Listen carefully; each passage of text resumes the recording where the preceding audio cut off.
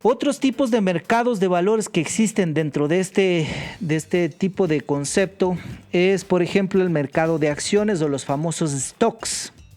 Este es un mercado muy famoso porque salen las películas de Hollywood, por ejemplo, donde la gente habla de las acciones, de que yo compré una acción de Apple, de Walmart, de Google, de Microsoft, etcétera, etcétera, ¿no? Creo que mucha gente tiene muy claro el concepto de la bolsa de valores cuando habla del concepto de las acciones. Es un mercado bastante interesante y que es muy conocido. Otro mercado conocido es el tema de las materias primas, conocidos también como los commodities. Los commodities pueden ser como el oro, por ejemplo, la plata, el petróleo, el trigo, el gas natural, el café. Todos estos bienes que son necesarios para las industrias, por eso se le conoce con el nombre de materias primas. Estos también cotizan en la bolsa. Un tercer mercado es el mercado de las criptomonedas.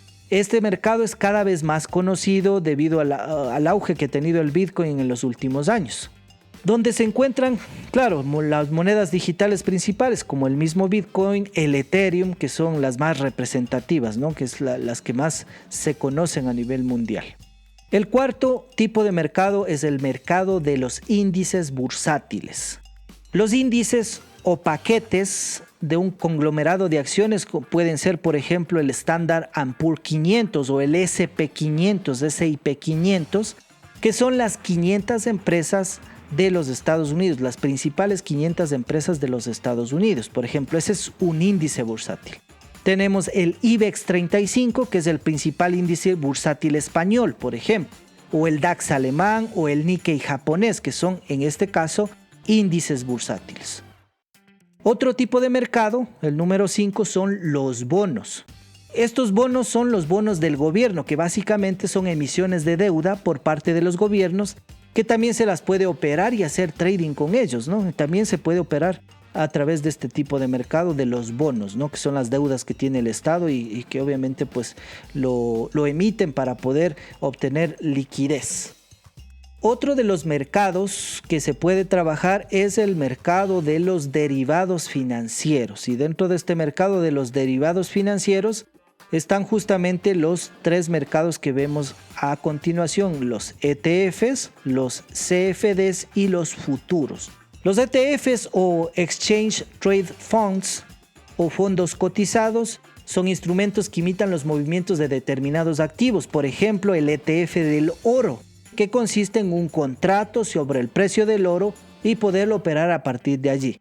Realmente, cuando compramos un ETF no estamos comprando oro, pero sí estamos operando en base al mismo precio que el oro tiene en el mercado. Otro de los mercados es el CFD o Contract for Difference o contratos por diferencia. Son instrumentos sujetos a un derivado, por ejemplo, un CFD de acciones de Apple. Es básicamente un contrato que sigue el precio de la acción de Apple. Por ejemplo, si se compra un CFD al alza o en long, como técnicamente se le conoce, básicamente se va a ganar dinero si el precio de la acción sube y se va a perder dinero si el precio de la acción baja. El otro mercado es el mercado de los futuros, que son una herramienta de un derivado financiero muy profesional y muy transparente a la hora de operar. Se utiliza mucho, especialmente en los Estados Unidos, en la bolsa de Chicago. Básicamente es una forma de operar las materias primas, las acciones y otros elementos de contratos con un precio a futuro. Ahora tenemos opciones de microfuturos, por ejemplo. A partir de mediados del año 2020, del año pasado, tenemos el mercado The Small Exchange abierto para la posibilidad de capitales muchísimo más pequeños a partir de este mercado.